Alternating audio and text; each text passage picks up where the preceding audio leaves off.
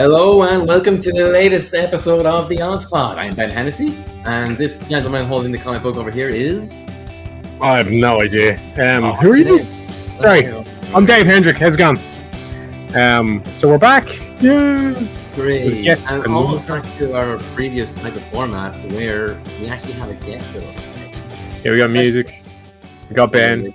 We got me. And what else we got? Dr. Alex PAKNADEL. Alex, thank you for joining us today. How will we find you today? That one's for you, Si. Good to see you, lads.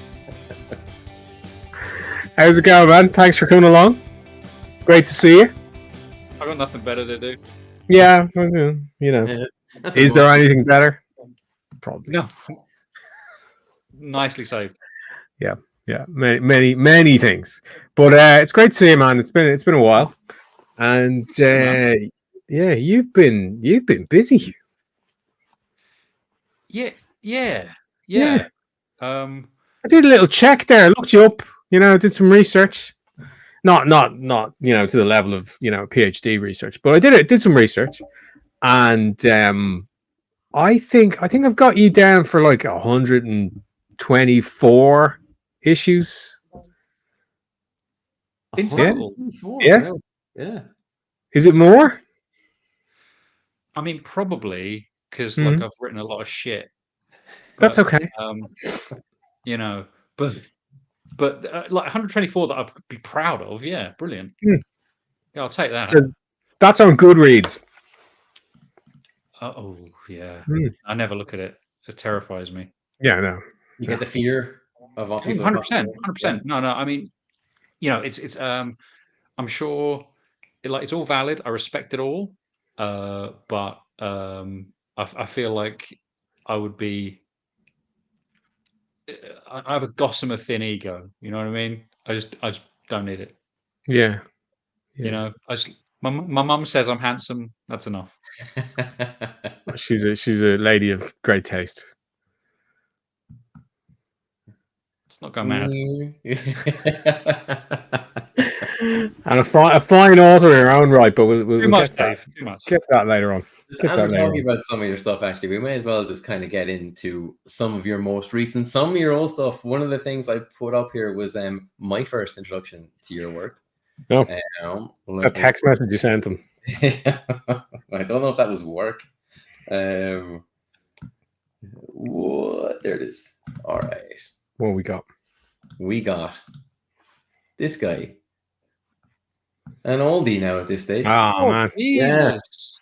Yeah, the first time I got told to go check out one of your books, and I was very happy that I did. That's the very first one, man. Yeah. Was it the very first one? There was nothing before this? Wow. Nothing. You set the bar high early on.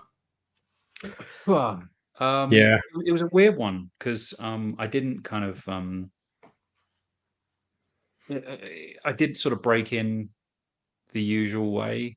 I mean, there isn't really the usual way. You guys know that, but it's weird. Kind of when I first started going out to the States, it was just assumed that I'd come up through 2000 AD, which is really interesting. Oh wow, yeah. It was also like, so tell us about Future Shocks. I'm like, I've never fucking done one. I'd love to, but I've never done one. And weirdly, I feel like I'm sort of playing catch up now, and like I never kind of cut my teeth on shorts. Like I started out doing long form stuff, and I was really kind of overconfident because I thought, well, hang on, I've read shitloads of comics, so obviously I'm going to be able to like structure an 8-issue miniseries. No, I can relate. Yeah, like and then you kind of get in, you get into the teeth of it, and it's really fucking hard work.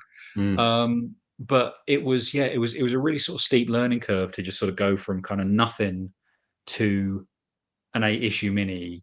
And I think if I'd done it like 2 years later, it would have terrified me. But I was just young enough to be overconfident, And like, were you writing before this in any other format? Like, was there prose? Was there poems? Or was there anything before you were in kind of screenplay or comics? Read one of the poems. like absolutely shocking prose. Yeah, some really shocking prose. And it was in that sort of time, that time. I mean, I don't know if you can, but like, there's a time in your life where you sort of, like you've read like a bit of Kerouac and a bit of like Jean Genet, and you're kind of going, I don't need to bother myself with the tyranny of plots. And I'm just going to do something stream of consciousness. And it's unless you're like exceptional, it's always awful. And it was awful. But I'd always wanted to write comics, and I think what kind of prompted it was like I did a I spent like as much time in higher education as I possibly could because I was just terrified of working. I like lying in. I just tried to do as much as possible. And then when I got the job, when I finally got a job and I went to London and I was doing a proper job, that was weirdly what sort of lit a fire under me. It was just I'd never had less free time, but does that make sense? Like I'd never had less. Yeah. I was getting through the door at 8 o'clock at night because commuting in London's like it's a fucking nightmare. And then get through the door at 8 o'clock, and somehow like when my partner had gone to bed, I'd find an hour to write, and that was when it all started. And did you find you were kind of writing more in that hour than you had been doing previous as well? Was it kind of one of those things? Or? More than I write now, frankly. No, I'm not joking. Like when it's your, I don't know. I mean, I work hard, but I'm not very disciplined. It's very kind of. I have to sort of make sure that I catch. I have to make sure that like I catch a burst. You know what I mean? So it's very intermittent.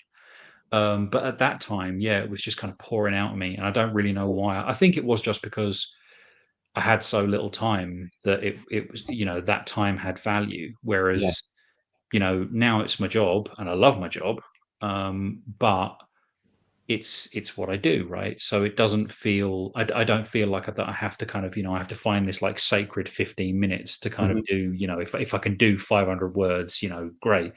It's not like that anymore. And I wouldn't go back. I might have to, but I wouldn't go back if I had a choice. But yeah, it's interesting just how much time you can find when you don't have any. Yeah. And like, what's a regular day for you like now? Like, is it a clock in at 9:30 type thing, or is it you're waiting for those bursts where you're ready to go?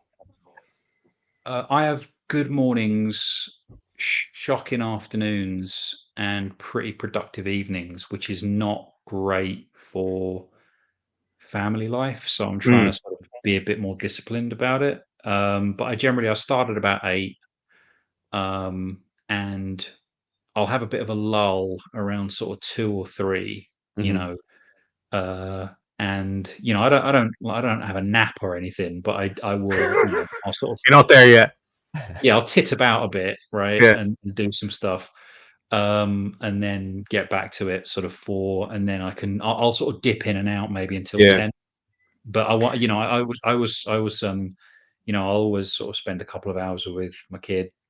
Very good. And then sort of get back to it later on. But yeah, it's not a very structured day, and but I'm getting to a point where I feel like it needs to be. Are you following a bit of a sugar spike throughout the day then? So are you, I find if I don't write full time, but when I do have the time to write, I find if I don't eat, I get way more done than if I have a meal during the day. Wow. Yeah. Because my energy it jumps with the meal, and then it just drops about an hour later.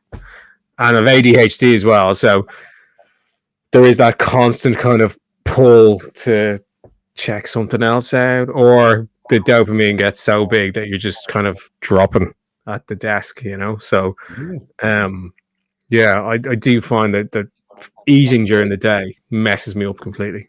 Coffee all day long. Yeah. No, interesting.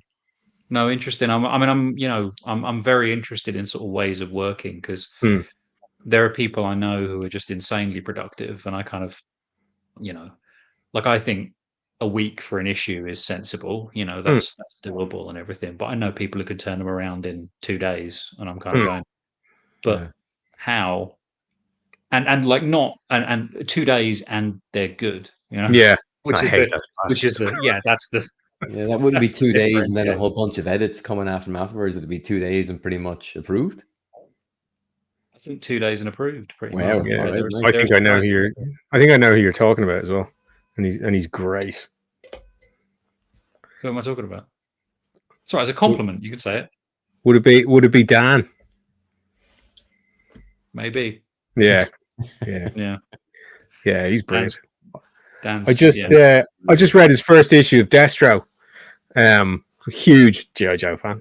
I don't know if you can tell from all the G.I. Joe shit around me, but huge G.I. Joe fan. Read his first issue of Destro. Loved it. Was like, Dan's obviously a massive G.I. Joe fan. Read his piece in the back on. Yeah, I didn't really know much about G.I. Joe back in the day. I'm like, oh my god, he gets it.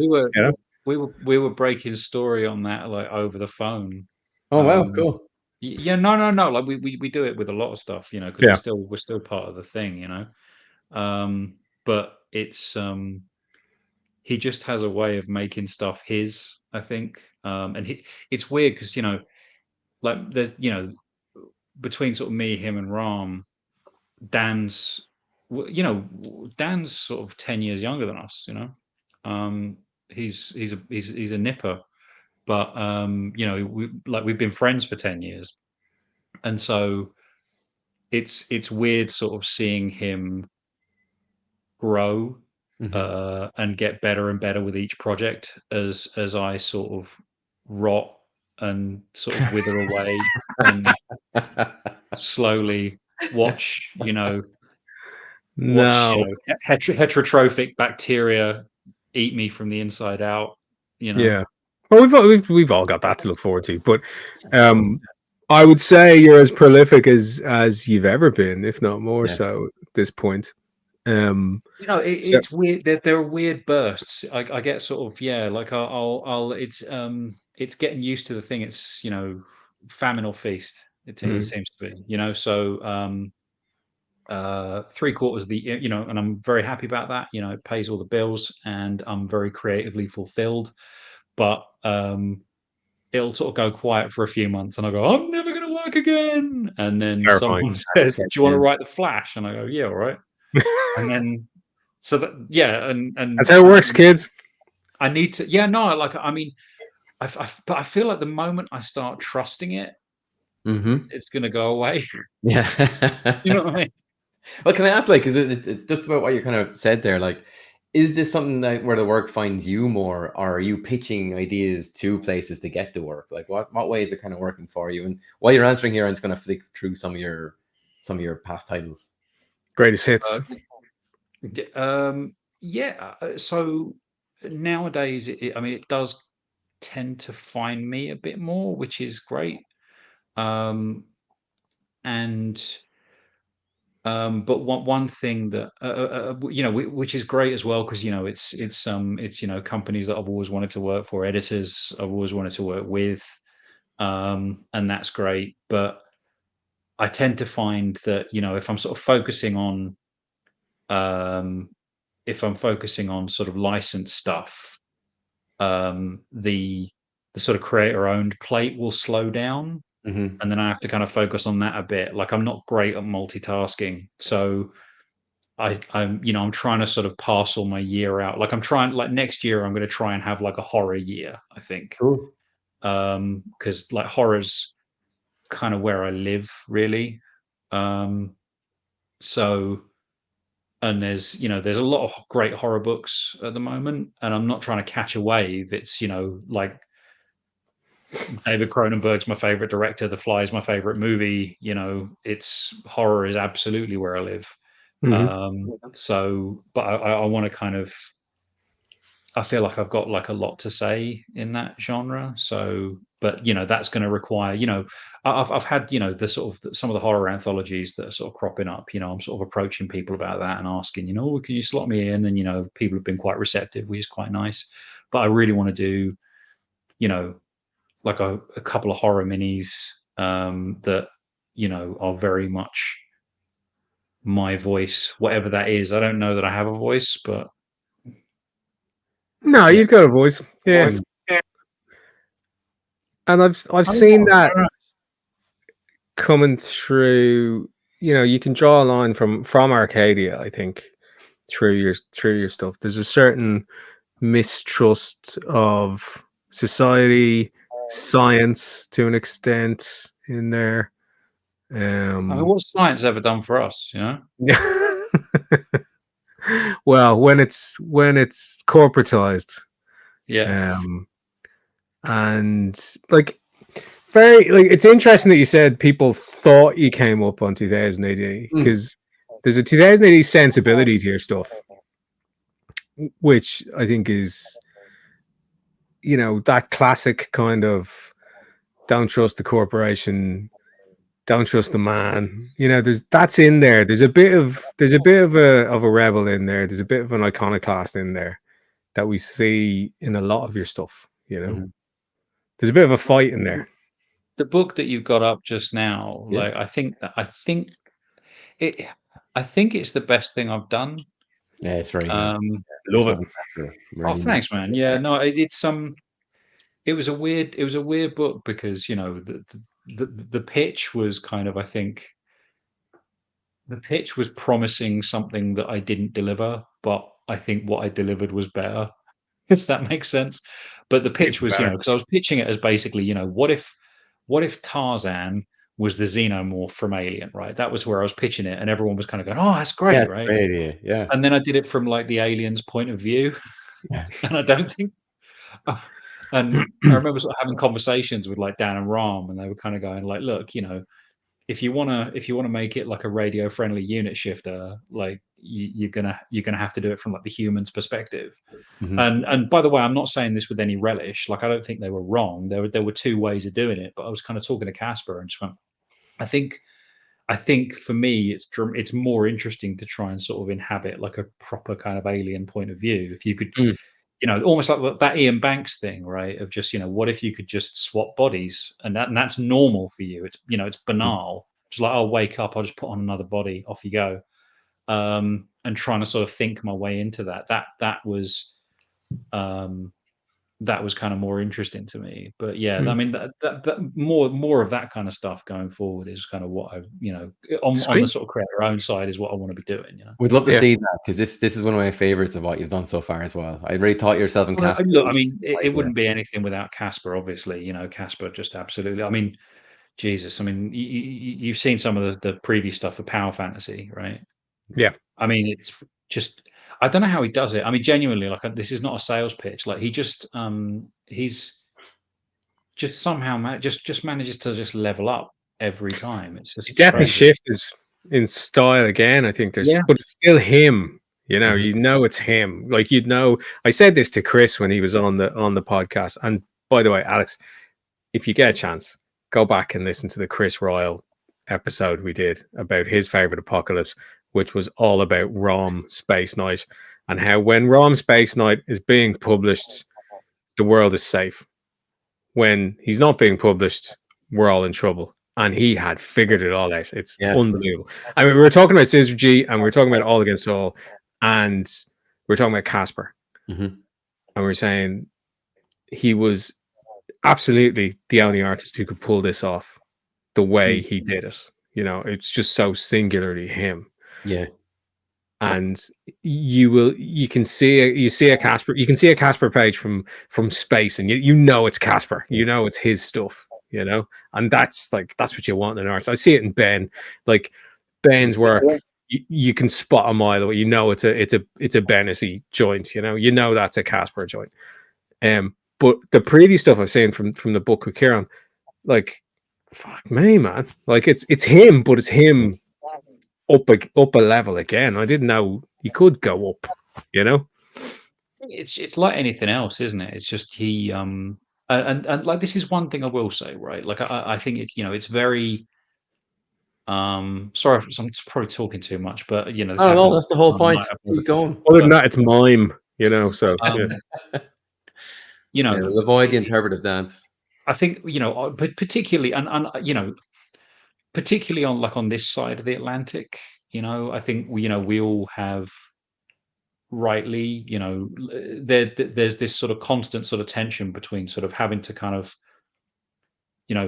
hustle, I guess, but also, we don't tend to big ourselves up too much. It's sort of considered like unseemly. But I think the one area where I can sort of put a flag, I can sort of pin my colours to the mast and say, yeah, I'm quite, I do this. I work really, really hard, and I know Casper works, like every project he does, he basically kind of breaks bones, sort of trying to reinvent himself, which is one reason why I respect him as much as I do. Always looks Really? knackered whenever you meet him. He's like calm. He's like, I'm just here for a break, Really? So he makes a huge effort to try and change style or do something different for each book, as opposed to just rely on what he knows already, kind of. So He just never gets to that point where, and I to be honest, I mean, I really think it's the death of creativity, right? Is when you go, do you know what? I figured this out. And I good think enough. it's kind of, well, but you look at kind of, I read this thing that Walt Simonson tweeted out, God, years ago, but I thought it was just brilliant, where he said, and this is Walt Simonson, man. I mean, I think like dude's in his 70s, and still just incredible, obviously. But he said, every time he looks at a recent piece of work and sees a flaw, he, he sort of, he's really happy. He sort of kicks back and, cracks a beer, has a little bit of a celebration, because every time he notices a flaw in a recent piece of work, it means he's about to level up. And this is Walt Simonson, right? You think, well, like, you don't need to, mate. Like, you're Walt, what you want about? Like, you're the king. But I think that's the differentiator, right? When, the moment you hit that point of like, these kids can't teach me nothing, you're done.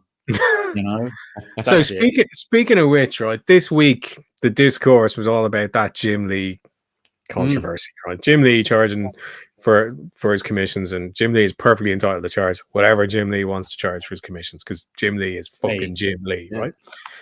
And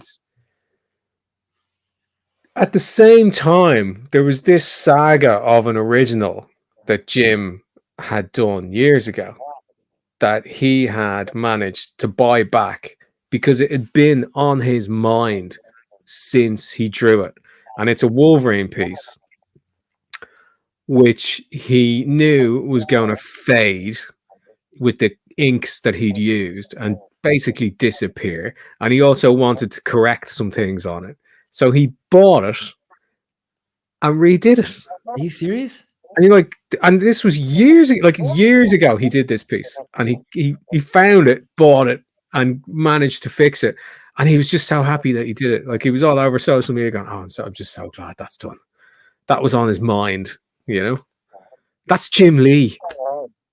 It's an interesting one, isn't it? Because, I mean, we're getting into the weeds now, but I mean, I had a long chat with Trad Moore about this, about, the Atomo remasters, right? So, as I understand it, with the complete works of Atomo, I think he's sort of redone like a ton of art for kind of Domu, memories and shit like that. Beautiful, was it Farewell to Weapons? Like, he's remastered like a ton of the artwork, fixed a load of stuff that he didn't like, and of course, print cycles being what they are. I don't know what Kodansha are like in Japan, but those will kind of, from this point on, those will be the only versions you can get. And I was kind of talking to Trad about it, and I was kind of going, well, I feel a bit weird about it, because, future generations are going to kind of get this sense that kind of Atomo sort of emerged fully formed. You're never going to get that kind of growing up in public thing, where, like, you look at, I mean, Barry Windsor Smith is one of my three favorite artists, right? And his early stuff, he's very clearly kind of like, for all intents and purposes, tracing Kirby, right? Yeah. And it isn't really like until sort of like Red Nails that he like becomes Barry Windsor Smith, right? But you've got that really fascinating kind of through line where you can kind of go, all right, here's where he's kind of pulling from here, and here's where he's okay, and then he sets up this, then he starts hanging out with Kaluta, and things start getting really interesting, and and like I love that. And I love the fact that you can kind of see him growing up in public, because it makes him seem less kind of superhuman. And it's kind of less intimidating, because here's someone who's very clearly kind of, you know what I mean. Gary's, I've just seen a thing from Gary saying the Star Wars special editions of the art world. Yeah, absolutely. And I'm weirdly ambivalent about it. But I was talking, as I said, I was talking to Trad, and Trad just went, and he's absolutely right. This is the end of it, right? He just went, well, it's his work. He can do what he wants with it, and that's it. That's it. It's his work. Can do whatever he likes with it. And you can talk around the house and go, yeah, but depriving future generations, his work, do what he wants. Yeah. You know what I mean? End of story. Yeah. But it's an interesting question. It's an interesting question, I think, because I often wonder, like, if you're 15 and trying to break into comics, and you're looking at you as any rational, right thinking person would gravitate towards Otomo. From this point on, you're just going to see this person who was just emerged into the world, bang, perfect. It's interesting. Sorry. No, it is absolutely, and there's you're seeing elements of that, certainly, or versions of that more and more now as well, because people are breaking, usually older, and they've got a lot of indie stuff in their past that sometimes the first time you hear their name is when they're on a major book. But I would say, like, somebody to watch, and I'm sure you're watching them already, is like Danny Earls, who constantly goes back to, here's when I was shit, and it was 10 years ago, and this is my first ever turtle, or whatever, and he points out everything that's wrong with it, but he's like, but I tried, and at least I did it, and then I tried to get better, and I kept going, and here I am 10 years later, and I've got, like, variant covers on fucking everything, and on the turtles, on the actual turtles, on the actual turtles book, with Jason Aaron. The improvement in 10 years that he showed there was incredible. I had to go back and make sure I read that again, because it looked like it was 20 years ago. It looks like, I mean, to what he is now to where that was, looks like it was decades. He's put in some hours. He did nothing but draw, and he did more than that, but it looks like he did nothing but draw in those 10 years. But he's just got it, It's interesting, I think, isn't it? Because I often sort of think, because didn't he used to be like a professional footballer? Yeah. He won the MLS twice. But I mean, you can almost kind of, again, I mean, I've met the dude once. He seemed very lovely, but I wonder if it's sort of the imposition of that work ethic. Yeah.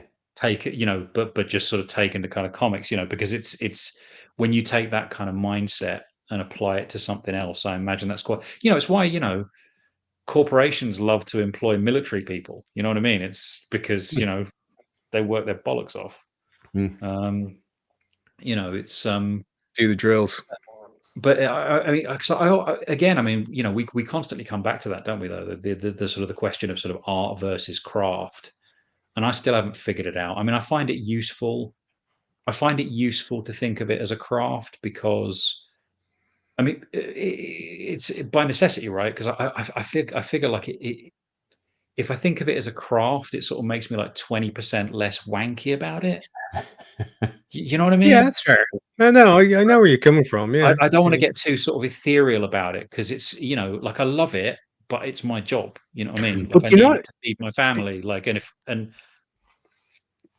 do you not think the craft thing, you can go too far on that as well? Because then you start talking, then it almost becomes maths, and you're talking structure, and like, we all know people who get really too far into structure, and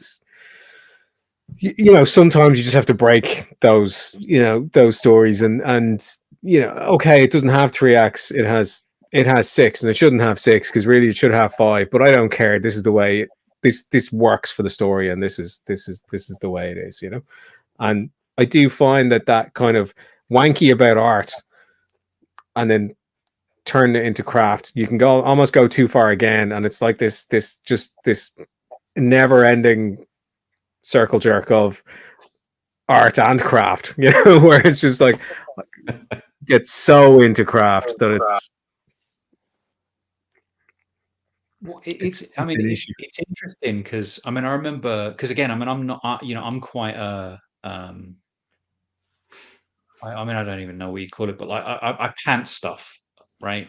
In the sense that like I'll start writing and then I'll sort of the pattern seems to be no matter how meticulously I think I've planned ahead, I'll always figure out what I'm actually talking about halfway through whatever it is I'm doing. Round about halfway through issue 3, regular as clockwork, I'll go, oh, I'm really talking about that. Right, okay, shit. Now I have to go back and, you know, is issue 1 out yet? Fuck, I've got to go into a Larry Fast kind of move. No, which novelists do all the time, right? Yeah. Like, novelists do that all the time. Neil Gaiman was saying, well, you know, you go back to the beginning and pretend you knew what you were talking about the whole way through. Yeah. But you can't do that on a sort of periodical schedule.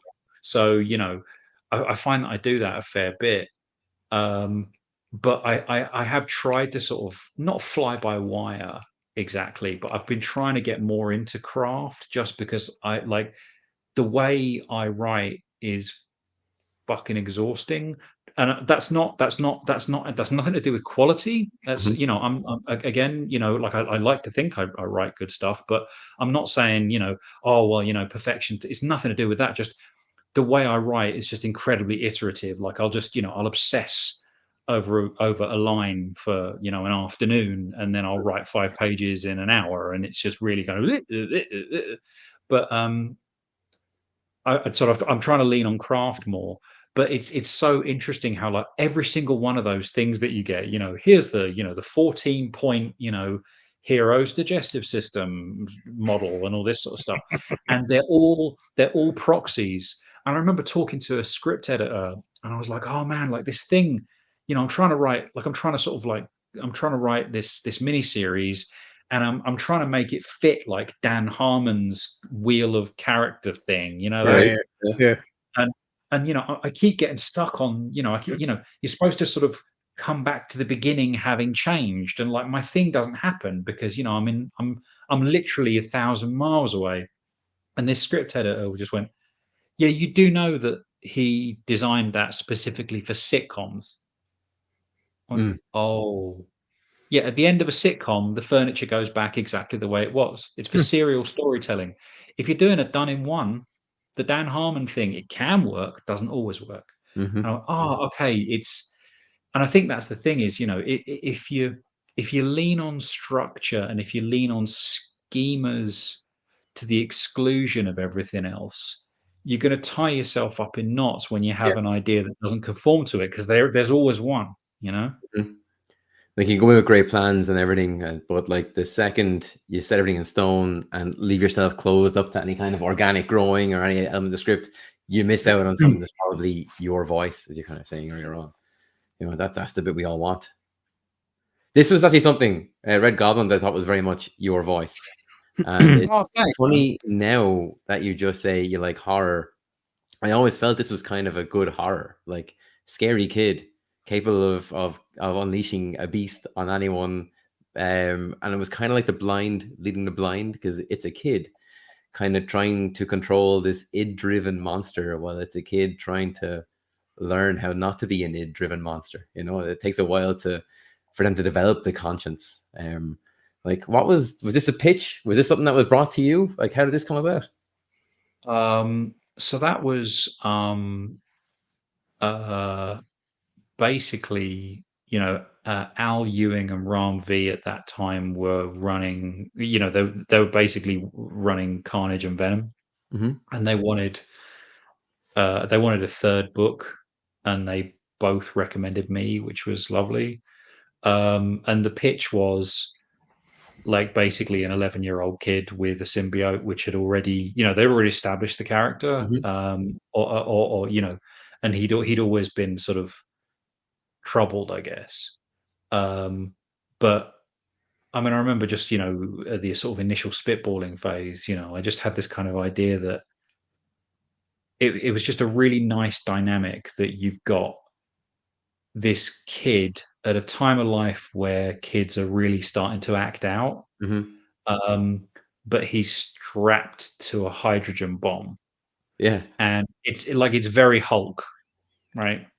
It's very Hulk, but he's also part of this really sort of sick dynasty, this sort of family dynasty. So, and I remember sort of, I mean, it was purely serendipity because like I wasn't watching it at the time, but like a ton of people started going, "Oh, like you do know you're doing like Marvel Succession." Yeah. Like, Yeah. really? Like, yeah. Like you are absolutely doing like, Norman Osborn is like this sort of, the patriarch who's kind of impossible to please. And basically killed his own son through neglect, and is trying to make it up to his grandson. And so I just viewed the whole thing as just this sort of really sort of twisted family saga. And the other thing that I got to do that I was really kind of passionate about was there's let me just make sure I'm not embarrassing myself, because I do actually have like a copy to hand at all times, but my brain is blanking. Let me just Yeah, no worries. Always work away. But I That's thought like this was great monster movie stuff. I really like this, yeah. I really like that, and I was delighted to see that everyone else seemed to be really enjoying this title as it was coming out. It was always one that was talked about on release day. It was a really enjoyable book. I loved it. I appreciate that, man. Yeah, no, I was just gonna say, like, I brought back this like obscure Iron Man character called Tim Anders, Mm. who Tony Stark delivered in the snow in this Denny O'Neil written issue from I think like 1983, and I always loved it because it was it wasn't Demon in a Bottle. It was there was the sort of the bit where he relapses and he's kind of out in the snow and he helps this woman deliver a baby. And I remember like for years I was like, what happened to that baby? And it was just this weird like magical thing that you get to do when you're kind of working at Marvel, right? Which is just saying to an editor, can I do that baby? Can I bring that baby back and just sort of posit a better kind of life for him? And he went, yeah. Sorry, my son's just here. No worries, Are man. you all right? I'm in the middle of an interview, mate. No, bed. I'll see you in a minute. Okay. Sorry. Sorry, man. That's perfect. If you want to go, say goodnight. Absolutely. It's Well, grand. He's under explicit instructions.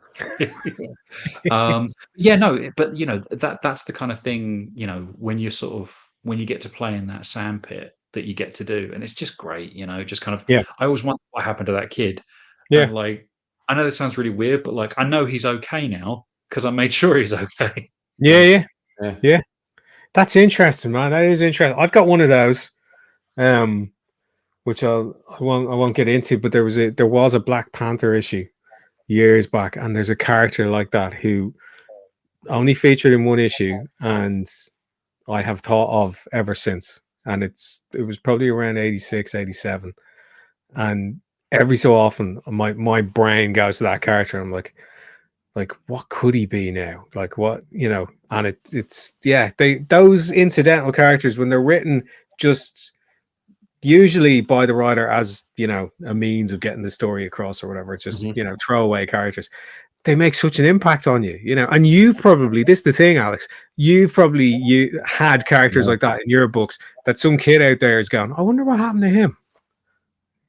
No, there was, I mean, it was sort of one of the first things I did for Marvel, right? I did this one shot, the swordsman, the Katati swordsman, Yeah. right, from the sort of Englehart stuff. And Al asked me to do a couple of one shots for Empire, when they did the sort of big Katati invasion, and that was him. He sort of stuck his neck out for me, and I owe him a lot. And but I did that Katati swordsman one shot, and there's a scene in there where I had sort of, I mean, very sort of, also very sort of elevated and sci-fi stuff, but he goes back to sort of ancestral forest and just kind of merges with a tree while his son's just kind of watching him kind of merge into this tree. And I got this email a couple of weeks later just saying, from this, you know, really lovely person who just kind of reached out to say, oh, you know, my father died last month, and I just wanted you to know that, you know, that whole sequence just really spoke to me and really sort of helped me. Oh, amazing. And got in touch with kind of Thomas Natchlick, who drew it, to actually get like a print of the spread. Nice. But I mean, it's a terrible, like, it's an awful cliche, and because, you know, so much of the time you're sort of flinging stuff out into the void, and things just get sort of chewed up in the monthly churn and all this sort of stuff. But like every now and then, and I'm sure other people get it more, but every now and then,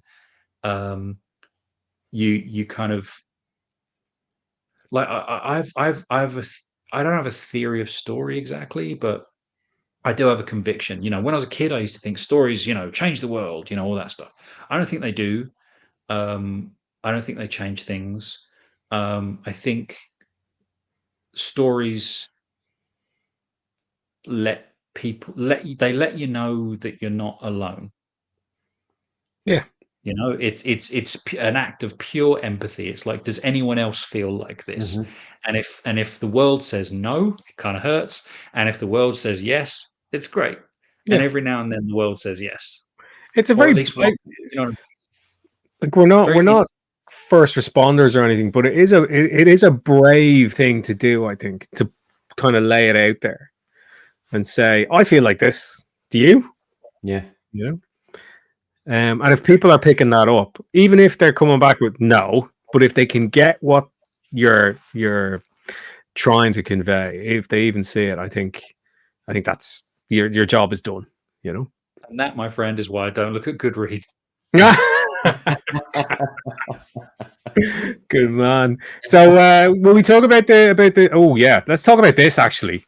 Yes. Just before we move on to what's currently coming up. Tell us everything about this, right? Yeah. Because I did not, like, I'm not a gamer, my kids are, right? And I knew nothing about this thing. And then all of a sudden this becomes the biggest thing in the world. I'm like, what's going on, Alex? What? I'm like, tell me more. It's scary. Yeah.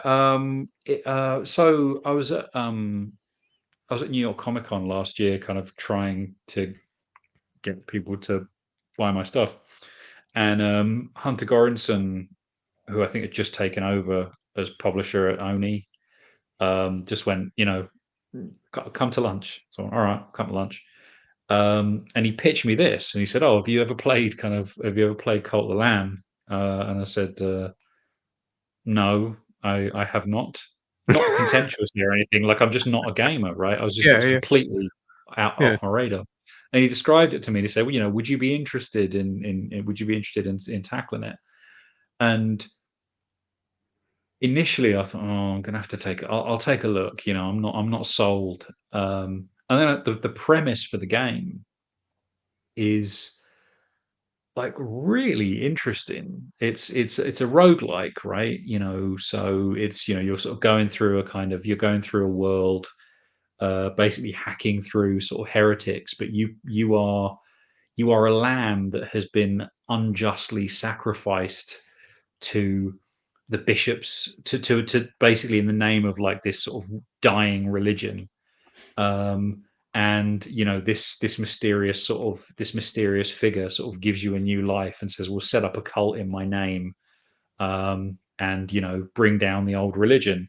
And so they kind of go through this world, kind of hacking up sort of religious fanatics, but also becoming a religious fanatic while you do it. And sort of, you know, you pick up followers, and you indoctrinate them, and then you end up sacrificing them and all this sort of stuff. And I mean, like, my first sort of reaction to it was like, I mean, there were two things. Like, again, just purely like for my own interest, right? Sort of as for sort of horror purposes. I was reading. There's this sort of French critic I like, called René Girard, who talks a lot about sacrifice. What sacrifice sort of signifies. That's really interesting. And there's loads of stuff in there about scapegoating, and, you know, you know, what the scapegoat actually represents, and like cycles of violence and mimetic rivalries and all this sort of stuff. but also like it really just kind of it kind of I don't know, it really just chimed with a lot of things that I was interested in at that time, and so I said yes. And so I've basically just sort of managed to channel my own kind of obsessions through it. So I mean, so far people seem to like it, but it is kind of weird because because you've got fans who like really love kind of what the Lamb's doing, right? Mhm. Even though kind of like like indoctrination's is bad, right? Indoctrination's bad. So, but you kind of have to, or try and sort of tread this fine line between not tipping too far into cults are bad and because a lot of them quite sort of like this cult, and understandably why, because it's this whole thing about it brings a sense of belonging, it brings a sense of togetherness, it brings a sense of purpose, um, but also you also want the old faith to die, because that's way more corrupt than anything that they're doing in this lovely little enclave where you're sort of running around sort of building temples and stuff. Yeah. It's cool. Amazing. It's a very different kind of genre, I think, for your work as well. So that must have been an interesting muscle to flex, kind of moving over here for a bit, doing this kind of stuff. Do you know, it's weirdly it's not, because I mean I remember sort of talking to Devolver, and like the first draft of the first script that I sent over, I tried to I mean, you may have noticed I'm not funny. And so the first draft was, just me trying to sort of put in like a lot of yucks, and they kind of came back and went, yeah, you don't have to do that. That's fine. But no, quite seriously, like, and it was such a relief. The developers kind of came back and they said, look, the aesthetics are the humor. The Mhm. story itself is really serious. That is You true. don't, there's stuff in there about like, that when you're back at your kind of when you're back at your temple, like your followers just shit everywhere and you have to clean up after them. Like there's some humor to be sort of derived from that, but in the main, it's just you tell it straight and just let the visuals do the work. So it's not really all that far away from anything. I mean, I'm just basically writing a kind of, I mean, not to put too fine a point on it, it's just I mean, I'm kind of writing basically just a kind of just a Conan story, but with a lamb with an axe. Yeah. Amazing. That's fine by me. Yeah, that's a win. Yeah. Yeah, we'll take it. So let's get on to the upcoming Big news. Yeah. Congratulations. This looks fantastic. Thanks, man. And Justin on it as well. That's a win too. Yeah, He's something else. Yeah. He really is something else. Just so kind of and one thing I really love about him as well is because with between this book and Mystique, I think aesthetically there's a real we're very distinct from the rest of the X line, Mhm. right? Yeah. Which I think is good, because tonally they're going to be very different from the rest of the X line. Yeah. And I think that's good. And like the rest of the, by the way, the rest of the X line is looking gorgeous, but we've got this sort of scrappy little silo where it's the kind of with a sort of I like with a sort of corner of the X books where you're going to sort of walk away with kind of newsprint on your fingers. Nice. I like that a lot. These are the punk rockers out on the edges. I mean, can't you tell? It's 5 to 10, and I'm still awake. So tell me, how much can you tell us about it? So there's how many issues, that kind of stuff. It's And 5 issues. 5 issues.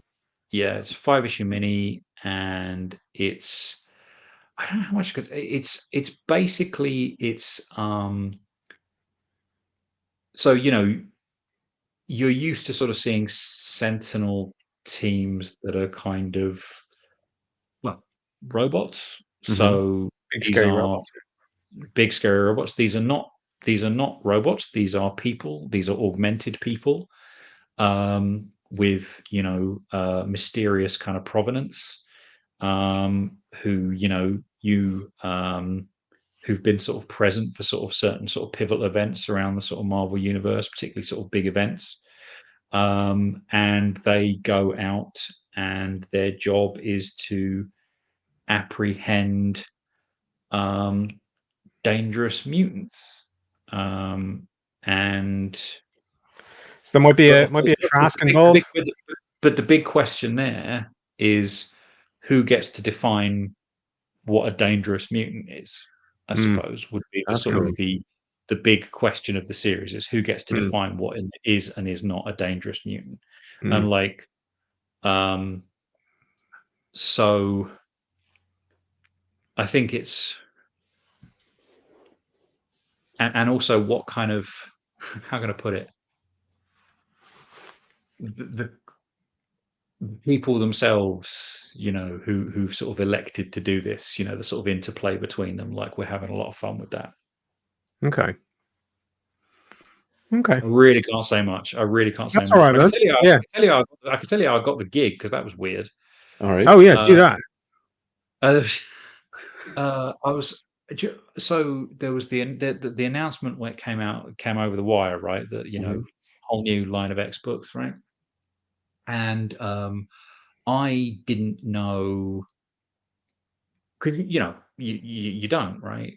I'd done kind of Red Goblin and everything, but I'd never had any interactions with like Tom Brevoort at all. Other than he'd like looked at some of my scripts and just sort of ticked, right?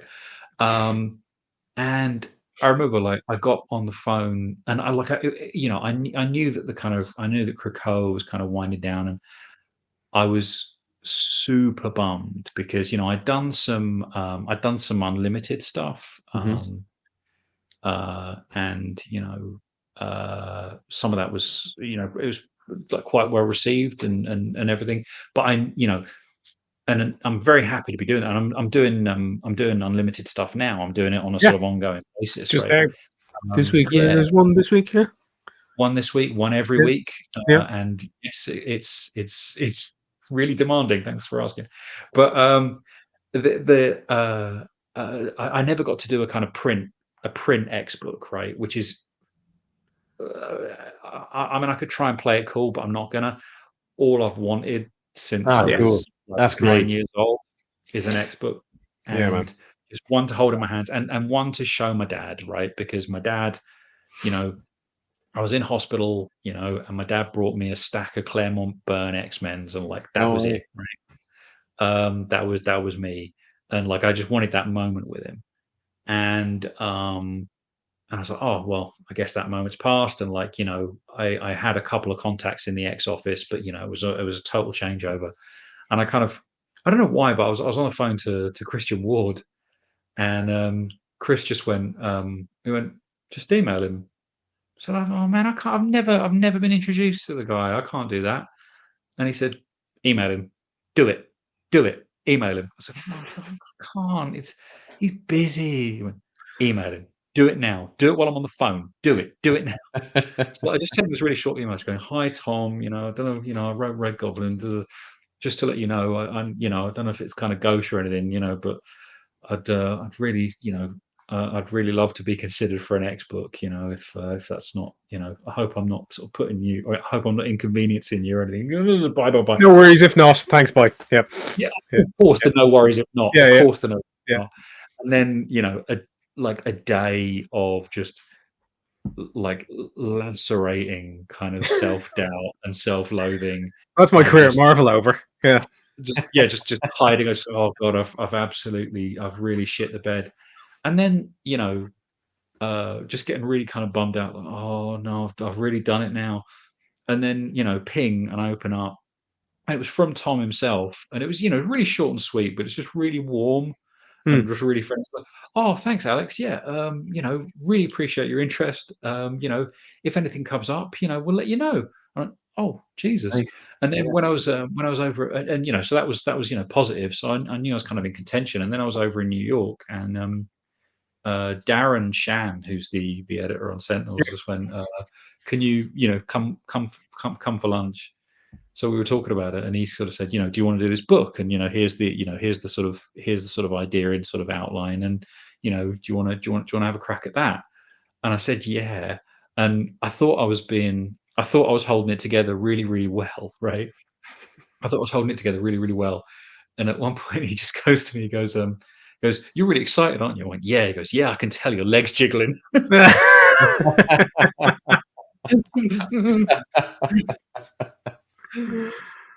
Oh, Yeah, very fair good. play to Chris putting you forward for that one, because otherwise this book might not happen. That's pretty cool. I know, like honestly, Christian Ward bullied me into it. It was Yeah, just more bullied me bullies in into it. comics. Yeah, Yeah, just do it now, do it. Yeah.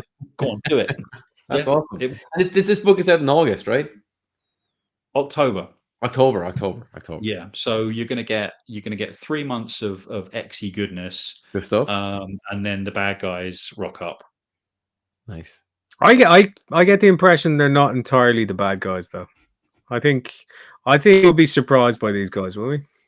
Oh, we'll see. We'll wait and see. Yeah, look at Look, I mean, it's an emotive title, right? Mm. It's an emotive title, and I get that. But Oh, I'm not going to put you on the spot. you don't man. have to do it. no, you're not putting me on the spot, and I'm honestly not sort of struggling to find. I'm not struggling to kind of find a form of words, because I want it to surprise people, but I every response I've received where people are going into it with an open mind is really gratifying. Nice. Just kind of, it's the all I can, like, I left, as I said, I've wanted to write, and I love the X-Men, love mutants. I've wanted to do this since I was since before my second set of teeth. I've wanted to do an X-Men book. This is the best X-Men book I can do. I can say that. Cool. And Sweet. that's all I can. That's all I can do. Right. That's all I can. Yeah. do. Yeah. So it's going to be class. I'm looking forward to it. How far are you into it now, or is it all written, or how is it? No, it's I'm kind of, I'm in the middle of issue 3, and I won't say too much, but I'm having to be a bit careful with it, because it's there are a lot of moving parts to it. All right, cool. Isn't the middle of issue? Isn't the middle of issue 3 when you usually find out what the book's about, and then you have to go back to issue 1? Exactly what has happened. Yeah, no, I'm not even joking. That's exactly what's happened. No, genuinely. Well, you're cheap to type, Oh no, I'm but it's okay, because I'm okay with it, because I didn't pants the first 2 issues at all. I was very, very structured with it, and but I did have a weird, because the thing that I always like to have, and I got this from Spurrier, actually. Spurrier said to me very early on, like, he really helped me, like, when he was like one of the first pros to be kind of like, look, come to London, come to the pub, I'll tell you how things Buy me work. drinks. Yeah, just a really, really, really lovely dude. And he said things that I still, that are very useful to me to this day. He said, you have to decide whether you stand in front of the work or behind the work. These are all decisions that you have to take quite early. But he also, the other thing he said that I tried it, he said, for every series, you try to have a controlling idea, just to sort of give it a bit of discipline. And it's almost, I mean, it sounds really kind of pat, and it sounds really kind of, but almost like just a thing, something to sort of aim your guns at, like, or even if it's just sort of this, this book is about the triumph of romantic love over blah, and just put that above your desk, and just make sure that you're always looking at it whenever, and it's and sometimes that arrives early, sometimes it arrives late, but as long as it arrives, you're okay. Cool. That's cool. Yeah. Do you find that, Dave? Do you find that? Yeah. I mean, do you know what you're trying to say before you say it? Yeah, well, yeah. Laboratory.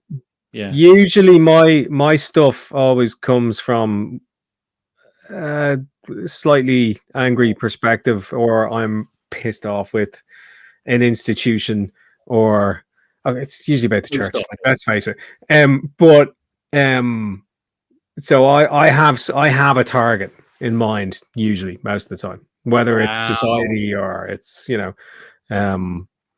yeah, some kind of institution that I want to kick back at. Like Grania was all about sticking it to the lovely people across the water from us, and because that's what happened. And the odds is about really sticking it to society, I suppose, in a way. So yeah, there's a bit of angry young man still in this kind of slightly melted, very old man that's still there. But yeah, but you do have a target, and you try and race towards it, any which way you can. But it's good to hear that that's something Sai lives by. It's great advice. You can tell, but it's like I find, like, I start a project with like I would say, sorry, this is a very wanky way of putting it, but like a constellation of kind of questions. Mm-hmm. And then I would say that the whole thing about, it's not that I find out what the book's about in issue 3. I think what happens is the ones that I don't need fall away around about issue 3, and then it suddenly becomes very, very clear what it is. Like the one of the 5 that it was going to be about becomes one of the one. Mm-hmm. And then you have to sort of you have to do a bit of sort of fancy footwork. And I would love to have it kind of going in, but I'm 9 years into this thing. Like, I don't think I'm going to be any different. I mean, maybe I will, but all I really need, man, is if I just read Save the Cat one more time. Yeah, that was written by a hack anyway. Come on, let's face it. But I find, and we're going a little bit long on this, but we're getting into writer wank. Sorry, Ben, but I do find that yes, I have a target and I know what I want to hit. I have no idea how to get there, and it's the getting there part that surprises me. And every so often, as I'm on the road to there, some kind of monster or character or whatever it is will pop their head around the corner and go, yeah, but I'm going to be the person who gets you there, and that's always a delight, really. We've got this character Joe in the odds that just works so well, and came up in the second issue out of the blue and kind of tapped me on the shoulder and was like, yeah, this is how you're gonna make this. And I was like, oh, great, amazing. Does that happen to you? Do you kind of get characters kind of pop up? Yes, particularly if I think, as they usually should, if they sort of represent a position, right, a rhetorical position, then that will happen a lot. Often, I mean, I'm finding that like 5 issues works very well for me, because you can just sort of pin that to sort of 5-act structure, and then you can fly by wire to an extent.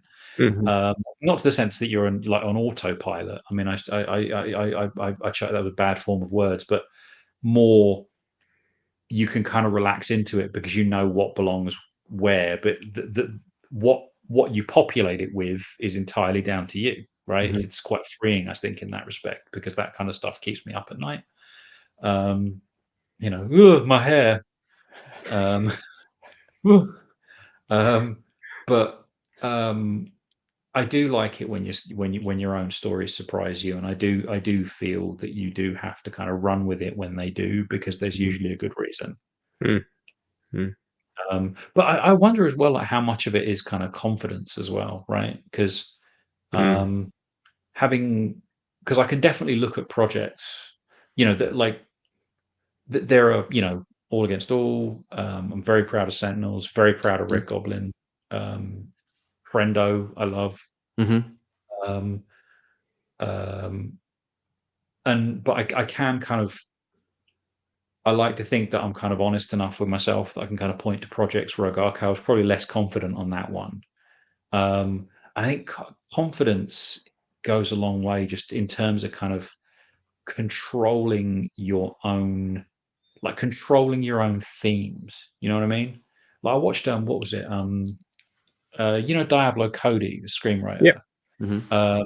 You know, love Jennifer's Body, love Young Adult. You know, Juno's obviously fantastic. Saw her one recently, and it was Lisa Frankenstein. Really recommend it, right? And it's another one where people are going to get it in 10 years, right? Right. But like I get it now because I'm special.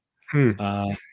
But but no, but it was just weird. I remember I was just talking to my other half about it in the morning, just going, and we were kind of going through like, oh yeah, she did that and that and that, and it's just she absolutely has control over her own themes, and that's something that I really kind of aspire towards. You know, like I want it because it's a weird thing. Like I remember like when I first started sort of studying, you know, literature, and you know, the first thing you're kind of told when you do sort of cultural crit is like, we have this weird sense that like, you know, like popcorn entertainment doesn't have subtext. It absolutely has subtext. It Yeah. tells you a ton about the culture that we live in. Mhm. The difference is it's not conscious, right? It's so, and I'm not singling it out as a good or a bad example. I promise you, you know, the first Michael Bay Transformers movie, like I loved it, really enjoyed it. But you can look at that movie and you can draw all kinds of inferences about America's relationship with the military industrial complex, Mhm. all this stuff that the movie doesn't intend, but is absolutely there It's all because it's there. baked into the culture. And I think if you know, again, just to get wanky about it, what I think all of us aspire to is, okay, that, but I want to control it. You know, I want to know what my themes are kind of going Mm. in. Um, and as I said, you know, I mean, it's I find that I kind of get there, but they're not there from the beginning. You know what I mean? Yeah. Yeah. That's But then was it? I mean, again, I'm not comparing myself, or I'm not. I promise you, I'm not comparing myself. But like, I forget who said it, but there was a novelist recently said, you know, I write to figure out what I think about stuff, and I was like, yes, that's it, yeah. right? It's exploratory, right? Yeah. Yeah. And if other people get it, even better. You You know, know. sometimes they get it before I do. Have you ever Yeah. handed someone something to read and they go, "Oh my god, I didn't know you felt this way," and then you're like, "About what?" Like, it's oh right, my dad, you know, or whatever it is. You know, it's like, Weirdly, I mean, and I know this sounds really weird. I'm kind of, again, it's not a vanity thing at all. I hope, I don't think, but you know, I really hope that, you know, I do something that is noteworthy enough that at some point someone really good at like the Comics Journal is going to kind of go through my shit, and I might, and genuinely, I like not. I hope not in a kind of horrible, overweening way, but just hmm, learn something about myself, right? Because I mean, I must have at this point, as you say, like what 125 issues, I must have motifs. I must have kind of obsessions, but I don't know what the fuck they are. hmm, You know, like you can look at JG Ballard. Oh yeah, empty swimming pools. That comes up again and again and again. You know, I don't. Do I have those? I don't know. I don't read. I hmm. don't go back and read my stuff. I can't bear it. Shane Black and Yeah, I Christmas. do. You know, Yeah. Shane Black and Chris. yeah, Exactly, man. yeah, yeah, yeah. I mean, you know, I have an older brother who happens to be a Capuchin Franciscan, and being the second son, you know, and then I kind of look at my stuff and I go, oh, I'm just going after institutions the whole time. I'm just, and it's like, I wonder Wow. why, you know. And I love my brother, you Yeah. know, but maybe there's something about the institution that took him away from me, you know, that I want to have a pop at, Oh, you know. Yeah, and oh, sorry. That's this was that's said to me. genuinely just blown my Well, mind. yeah, this was said to me by my wife like a couple of years ago, and I was like, oh yeah, you know, it's one of those moments where you're like, oh, I'm just working stuff out on the page here. I'm just yeah, But there is okay. a bit of catharsis about all art, right? I mean, so Yeah, that makes absolutely. sense. That's yeah, yeah. You draw your feelings too, Ben. That's it. Yeah. Like Dan and I talk about this a lot, right? Mm. Though there is something absolutely cathartic about art, but and I think I've boiled it down to sort of just like a sort of what I hope is a sort of axiom, which is art should be therapeutic. It shouldn't be therapy. I really believe that, right? Like I think if you try and write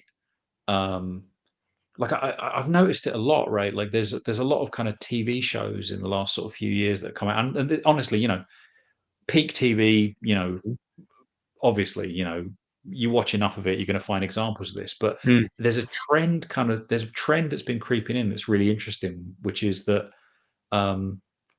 there's a confusion of insight and catharsis going on.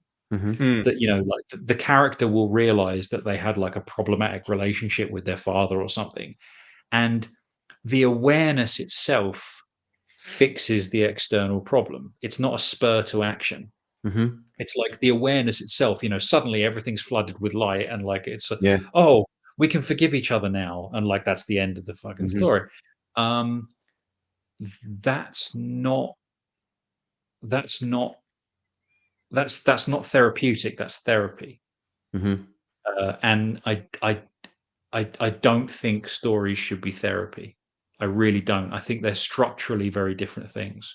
Hmm. It's in a story. In fact, I mean, as in life, right? Like you come to an awareness of whatever it is that's wrong, right, or whatever's been sublimated, and then you go out into the world and you conduct yourself differently, right? Mm-hmm. But there's a load of these stories that you don't see the bit where people are conducting themselves differently. You just see them having the moment of revelation, and the moment of revelation sort of And they fixes lived everything. happily ever after, Mm-hmm. and that's Yeah. Such a crock. Yeah, it's like it's really interesting to me that's kind of Because happened, really, because that's it's step new. one, isn't it? That's step one on dealing with whatever the issue is. And there could be, you'd love to see the 30 or 40 more years of their lives after that moment. Where they fall back on what it was anyway, because they just get through their day to day. Oh yeah, they'll relapse. They'll take it out on each other, whatever it is. Yeah, it's always this moment. Optimus Prime will slap Bumblebee around the place. Whatever method of story you want to look at. Complex relationship, that one. Yeah. I mean, he likes the car. He just doesn't like the robot. Wow. That's amazing. I would read that. That sounds pretty good. Yeah. Yeah. I think we're going to have to call it pretty soon, guys. But before we do, sorry, I'm going to have to ask you, what's your favorite apocalypse? My favorite apocalypse. I mean, it's got to be Mad Max. Ooh, nice. In general, Hmm. and I think the reason I like it, and the reason I like all of them, and I love all of them, is there's always, I mean, which is unremarkable in itself, right? But there's always a moment in those movies, in the third or fifth act, there's always a moment where you realize that they're just talking about the here and now. Mm-hmm. And the wasteland is us, right? But like every single one of that, I mean, weirdly, it's like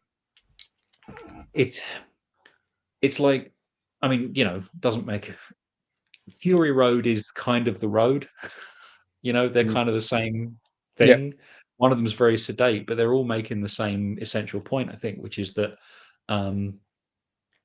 in real moral, like to have moral courage in a time of barbarity, it's it raises the question of, like, it's not even ethics, right? It's decency, which I just think is just so powerful. Like every single one of those films, it's like all of these people who are behaving like fucking animals. Mm-hmm.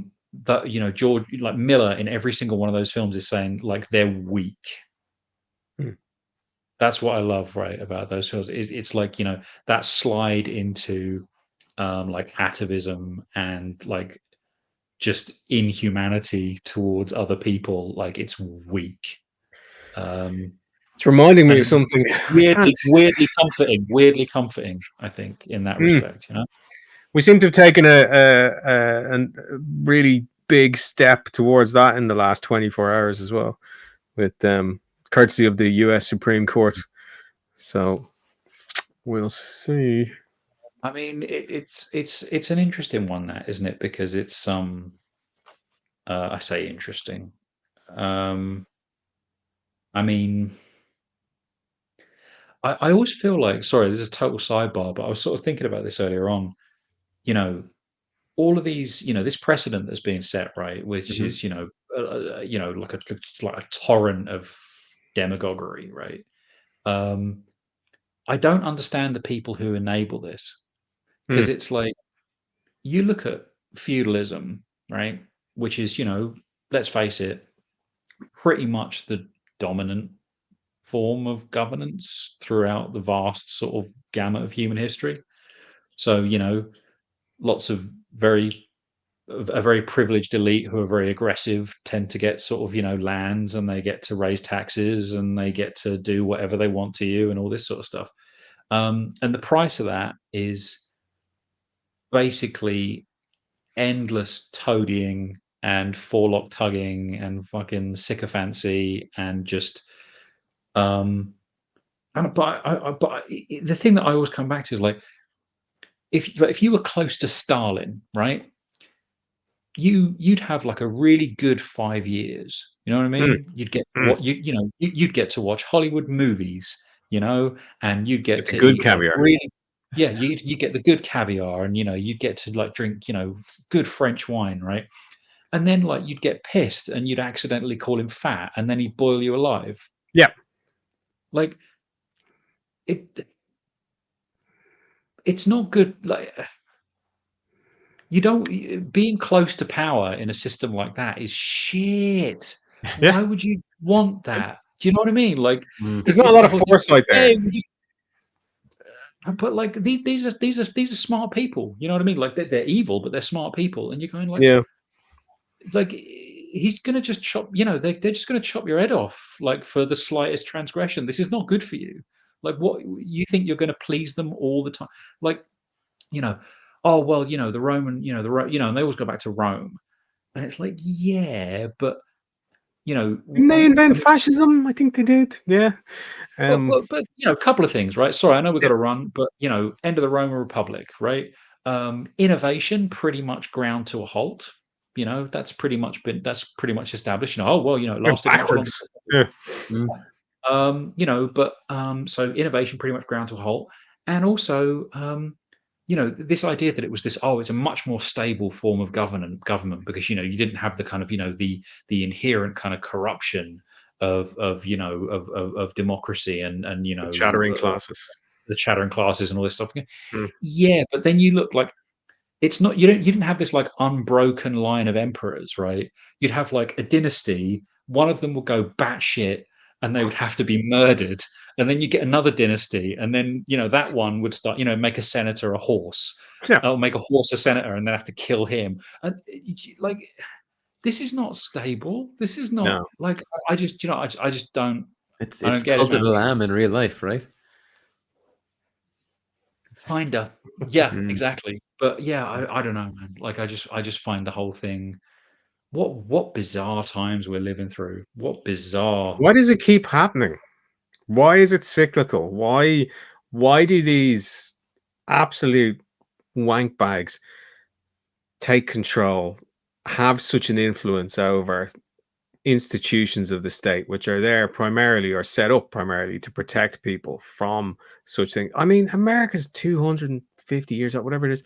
Like, it was built in opposition to monarchy, and they've just handed a crown to whoever is going to be the president, and let's face it, it's going to be Trump. And it's bizarre to me that we're looking at this cycle of revolution, rebellion, independence, and now they're just like giving it away. I mean, again, I mean that guy I was telling you about, Rene Girard, like Hmm. his theory is that, I mean, it's really complex to the point, by the way, that like I don't fully understand it. Like, but I think his whole point is he says it's all about like he calls it mimetic rivalry. Mhm. So like what happens is that basically we think people are threatened by difference. They're not. They're threatened by similarity. They're threatened by being too similar to the people around them. Which is what tends to happen when you're in an inflationary spiral, right? You think you have these things that differentiate you, but it turns out you're no different from the guy on the street. Okay. Yeah. It's Um, like me at a Comic-Con. Yeah. Yeah. yeah, and so if people lose a sense of sort of individuation, and when that happens, they start turning to strongmen and they start turning to flags. I mean, the thing that weirdly, when all this kind of geared up, I was looking at the sort of, 2016, 2017, and I was honestly not kind of well with it, right? Just because I thought I knew what was coming, and I remember sort of thinking, well, they're doing the kind of powerful and enduring nationalism, but right, as long as the economy's okay, we'll be okay, because basically the recipe for fascism is effectively powerful and continuing nationalism and hyperinflation, right? You get those two things, you're going to get fascism. That's pretty much the recipe. And we haven't got hyperinflation, but we got pretty bad inflation. And I was like, okay, yeah, we're in trouble. Inflation, flags, done, Yeah. cooked. Mm. Yeah. But I'm not throwing in the towel. Like I mean, I No. know you're saying like like look, a lot can happen in 4 months, man. A lot can happen in 4 months. Well, And you got a couple of days till your election, so Yeah. yeah, again, that's a weird one, man. Mm. Like we've got, I mean, Jesus, Farage. I'm surprised Like, he's still in it. It's crazy. But like, you might get a chance to live your Mad Max favorite apocalypse if things keep going the way they're going. That this shouldn't is be it, a right? goal. No, It no, but shouldn't like be a goal. it's funny. Like there's Brian Aldiss wrote a thing. I forget what it's like. The science fiction writer, but he wrote a thing about the cozy catastrophe, Oh which is yeah. really interesting because he talks about, and I think like Douglas Copeland did a novel about it called Girlfriend in a Coma, like back in the Yeah. late 90s. It was really interesting, and it was this idea that like the world's going to end, and I mean, obviously it doesn't apply now, but like what are you going to do? You're going to Mhm. go to Blockbuster Video. You're going to watch everything. You're going to eat all the Pop Tarts. You're going to eat all the Twinkies and basically have a great time. And that's kind of what everyone's sort of programmed for. It's like, well, we're going to have a zombie apocalypse, but like we're going to be on top of the mall, taking Hmm. them out and like having a great time. Mm. And yeah, nah, I think it's And part of the mob on um, the ground, right? well, what is it like about JG Ballard says, what is it, we've the thing that we're not primed to accept cognitively, culturally, is an apocalypse on installment plan, which is kind of what we got. You know Hmm. what I mean? It's like, no, a little bit hotter, a little bit hotter, a Yeah. little bit hotter. There you are. There you go. That's because again, like we're if it's not kind of deep impact, Mm. we there's no real kind of spectacle to it. It's just sort of was it? Yeah. I think that the best. Did you hear that that Bo Burnham song? What was it? That funny feeling. Did you hear that on his Oh, special? Oh, check it out. It's great. It's that funny feeling on Bo Burnham's Inside. You can catch it on Netflix. But like he does this song, and it's beautiful. And you'll you'll probably cry because you're human. But it's basically just kind of all of these really kind of minor signs of impending apocalypse that just sort of taken together, you just kind of go, oh no. oh yeah, yeah, Yeah. We're shit, fucked. like, yeah. Um, But yeah, it's a what was it? Feels Like Summer as well. The Childish Gambino Oh yeah, Yeah. yeah, song, like great. that again. Yeah, just there's just a stinger at the end of that just kind of kills me every time. But Again, like, that's just a very quietly apocalyptic song. and Ben probably has experience of this, but sitting here in Ireland, there's a certain generation that came before me that says things like 15 degrees. Where's the global warming? You know, and you're like, don't be pissed off. It's not double that right now because it could be tomorrow. You know, It's it's weird though bizarre. whenever you get that kind of, but you do get that kind of thing, don't you? And it's always like, well, it's -15 in Montana, so where's all this global warming? And Yeah, then you just like pull up a map of El Nino, and it's like Antarctica's like red. And you go, yeah, yeah, it's there. Like yeah, the reason it's cold is because all the cold air's moved down, yeah, and yeah. It's exactly it's where it like shouldn't be. the top is cooking. Yeah, I mean, but I think a lot. Sorry, I know we're running way Oh, it's over, cool. but It's very. cool. It's cool. It's cool. Cool. I keep thinking about this in terms of like, someone said this, and I don't know who it is, but whoever it is really clever, and I'm not, but I'm going to paraphrase it. They said, the problem that we have as a species, right, is that we've got Neolithic brains, medieval institutions, and Star Trek technology, right? And that's a really, really fucking dangerous combination. I would Um, add optimism to that as well. Maybe. yeah, We're let's go programmed with to be that. optimistic. It'll get better. It'll get better. Yeah, It'll be fine. I'll win the you lottery. watch. Yeah, you Yeah, watch. It'll be. it won't Um, metastasize. Wait, do I'll be you mean fine. I won't win the lottery? Jesus. Um, but so but I was thinking about that a while ago. Like we as human beings, right? We need. I was thinking about it in terms of like prosthetics, right? We need prostheses, and technology kind of occupies that space. We need Mhm, prostheses to kind of understand the world on the scale that we kind of need to understand it, mhm, because really, there's a reason why. I mean, there's an actual finite number of people in the world that you can care about. Like this is a thing. mhm, There's, it's been established. There's, I think it's like 120 people or something that you can actually passionately mhm. empathize with, right? Which, by the way, roughly conforms to the size of like a Neolithic village. What a magical, can you Yeah, imagine? I coincidence. wonder why that Yeah. is. But beyond that, you need a prosthesis to kind of empathize with people beyond that, because it doesn't come naturally. And but by the same token, we are also kind of primed to imagine that our local circumstances are global, and you can prove that, I think, with flood myths, right?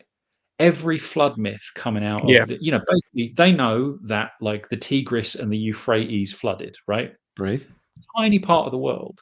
But you look at, every founding myth, right? From, ancient kind of civil, like what is it, was the Babylonians, the entire world mm. flooded. It didn't. No, it didn't. It was like a few thousand square miles. That's it. Right. But this is what we do, right? We kind of go, well, this bit of the like, you know, there are plenty of trees on my street. Deforestation's not a problem. Mhm. This is what we're hardwired Yeah, to yeah, do. yeah. Yeah. And I don't think, If it's not affecting me directly, it's not really a big deal kind of stuff. Yeah. yeah, the flames Yeah. aren't at my door, therefore everything's fine, so I'll stop Okay. worrying. But like, I remember like talking to Spurrier about this ages ago, and he was saying, I think it's brilliant, and I think about it a lot. He said, that religion was a technology that we developed to move from um, nomadic tribes to nations, right? Religion was basically a technology that allowed us to settle in place and form complex communities. Um, and we've been looking for a technology that would take us from the nation state to global, right? Mhm. One people, one world. And for ages, people thought it was markets. They thought markets were going to be that technology. Oh, we're not going to have wars anymore because we'll just have trade. Mhm. Mm. And it's gone spectacularly wrong. Mhm. Um, it's enriched like quite a few people, but it's impoverished a lot more. But basically, yeah, it's a prosthesis, right? We need a prosthesis to sort of start thinking about things in terms of like, it really does matter if Greenland's too hot. Like it matters. Like it really matters. But I don't know what's going to do it. Yeah, no answer for you either. Anyway, it's interesting, but yeah. So on that note, buy Sentinels. Go to your comic book store, pre-order Sentinels right now. Do it. We might run out of time to read Sentinels, but buy Sentinels and get that pre-order. Tell people where they can contact you, pick up their book that you've been making for the last few months. You're 3 now. Can you tell them where to go, how to find you, all that kind of stuff? Yeah, I'm on Twitter at ALEX PAKNADEL. There aren't many of me, so you'll find me there. I'm on. There was that proliferation of social media. I'm on most of them. I'm on Instagram. That's fun. Sentinels in October should be a laugh. I worked really hard on it. Justin's amazing. Yeah. Cult the Lamb still coming out now. A lot of fun. Troy Little. What are you going to be? What are you going to be watching on TV on Sunday night? By the way. Oh yeah. Because I'm a nepo baby. Yeah. My mum, who is a crime novelist, she writes a series of novels, the Inspector Ickmen mysteries, about a detective in Istanbul, and she got a TV show, and it's going to be on BBC Two at 9 o'clock on Sunday, the 7th of July. It's really sort of lavish and stuff. So yeah, can't wait to see it, man. It looks fantastic. Please watch it, because if it gets recommissioned, I'll get a pony. Hey. Oh, nice! Finally. Then finally, Mad Max Apocalypse happens. You won't need Diesel. You'll have a horse. It'll be amazing. Everything works. You have a pony. I think I don't know, man. Like a horse, I need like an intermediate. You know what I mean? Like I need like Shetland. Shetland. Maybe a donkey. A nice donkey. A nice.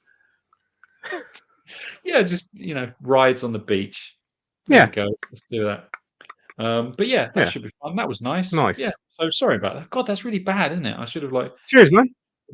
Hyping my mum's stuff. Anyway, cheers, lads. It's lovely talking to you. I hope I get to see. Am I going to see it at Thought Bubble? No worries. Go, Barbara. You will. Fantastic. Brilliant. On that note, we'll say goodbye to everyone else as well. We are The Odds Pods. You find us at The Odds Pods on all the socials. You'll find us here again next Tuesday, 9 o'clock. Check in. We'll see you then. Thanks a million to Alex, Dr. Alex, for coming today. We appreciate it. Our first guest on the new format. And see you guys very, very soon. Bye-bye.